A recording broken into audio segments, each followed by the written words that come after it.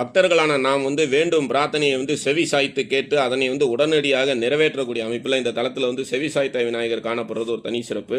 மேலும் இன்னைக்கு இருக்கக்கூடிய காலகட்டத்தில் பார்த்தோம் அப்படின்னா, நம்ம பெத்த குழந்தைகள் வந்து நம்ம சொல்கிற பேச்சை கேட்காம வந்து அவங்க வந்து ரொம்ப வந்து குறும்பு பண்ணுவாங்க. சில பெற்றோர்கள் சொல்லுவாங்க, நாங்கள் என்ன சொன்னாலும் எங்கள் பிள்ளைங்க வந்து நாங்கள் சொல்கிறதே வந்து காது கொடுத்து கேட்க மாட்டேங்கிறாங்க அப்படின்னு சொல்லி வருந்துவாங்க.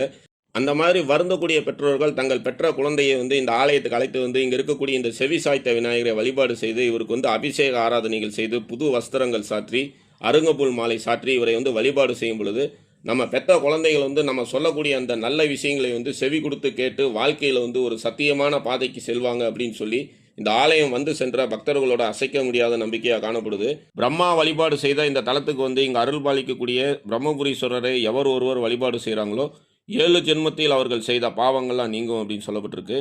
மேலும் வந்து மனிதர்களுக்கு ஏற்படக்கூடிய அந்த முக்கடன்களையும் வந்து நீக்கக்கூடிய தலமாக இந்த ஆலயம் வந்து காணப்படுது.